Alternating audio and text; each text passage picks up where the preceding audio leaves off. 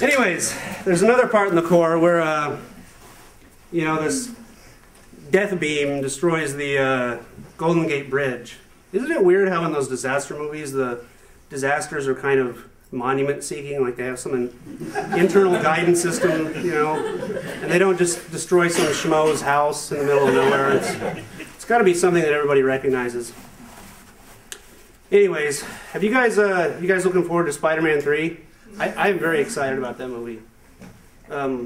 What if Spider-Man were more like a spider?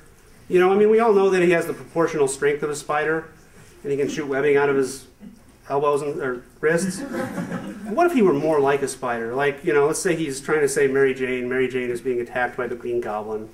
And he's like, oh my gosh, Mary Jane's being attacked. I'll save you, Mary Jane. Right? Because that's what spiders do. They shoot webs out of their butt. But, anyways, yeah. Have you noticed how some movies are just like, they're basically based on a title? Like, it's like the movie producer thought of a neat title and he thought, oh, let's make a movie around this. Like, Deuce Bigalow, Male Gigolo. Oh, that rhymes. Let's make a movie out of that. Or Black Knight. Somebody thought, oh yeah, Black Knights.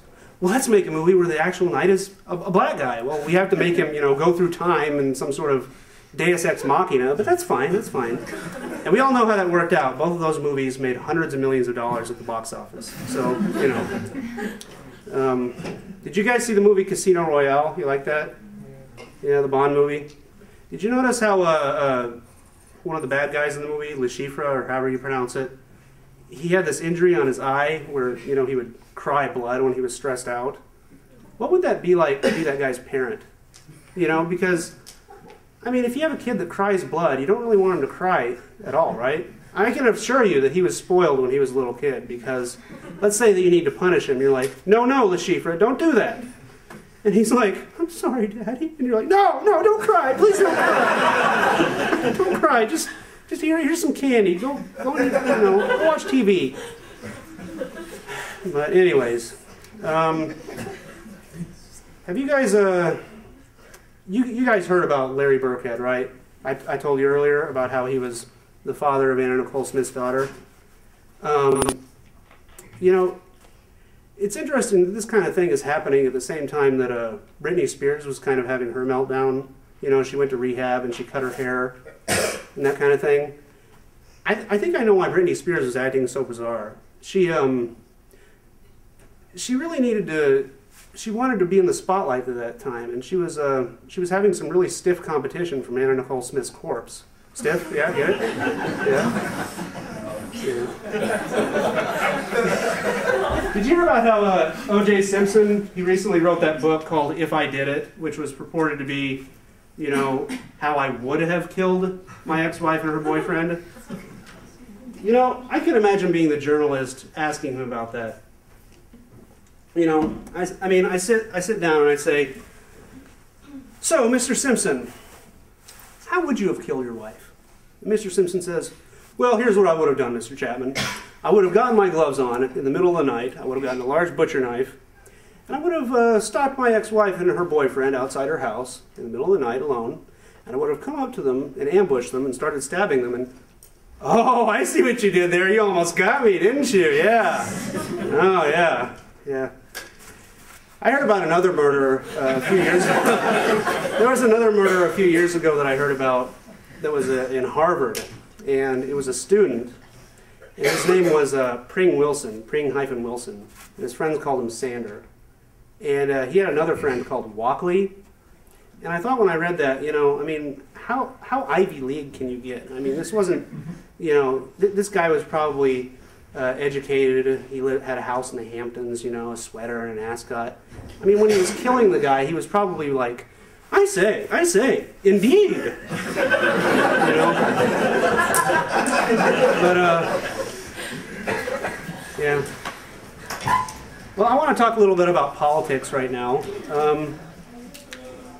I was kind of thinking, you know how George Bush, he always gets criticized? Everybody knows that. You've heard about it. I think I figured out a way that he can make it to where he's never criticized ever again.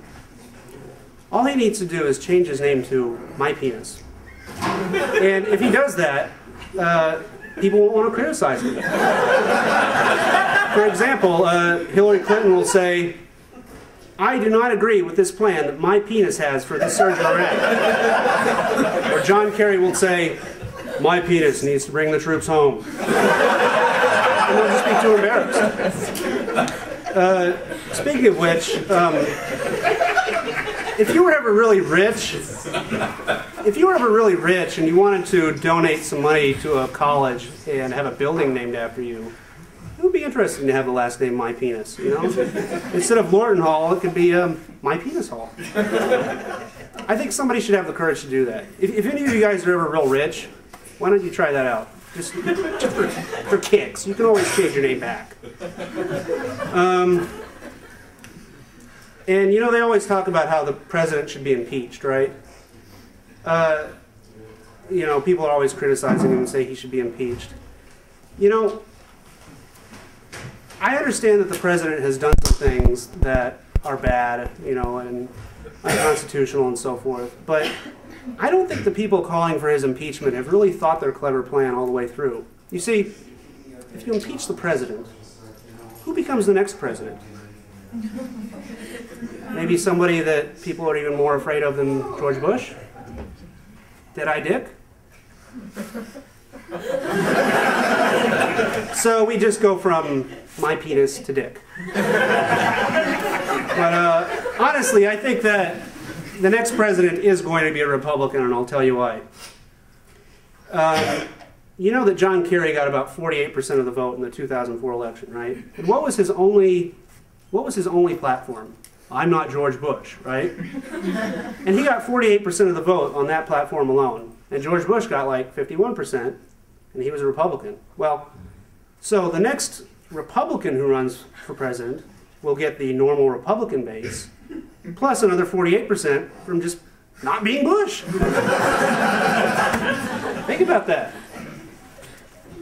You guys hear about how people allege that there was torture at Guantanamo Bay and that kind of thing, and inappropriate things that happened.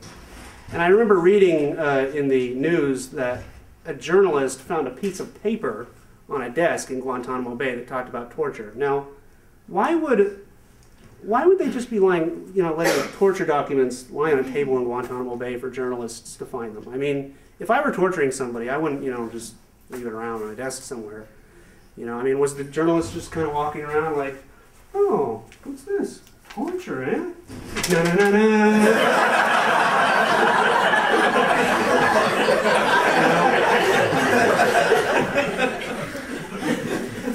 Yeah. Did you guys hear about those British sailors that were captured by the Iranians a couple weeks ago? And they were forced to say things under duress like, "We apologize for something we didn't do, and we think that we should get out of Iraq. Iran's great, blah, blah, blah." If I were one of those guys, I would like to know how to use Morse code so I could be like those guys in Vietnam that used Morse code by blinking to get a message out.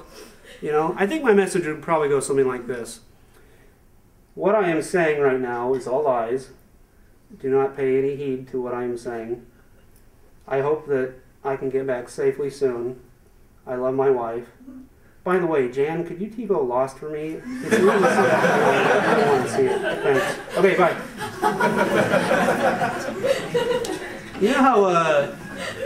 You know how they always say that the military are America's heroes, and then they say that firefighters are America's heroes, and then they say that cops are America's heroes?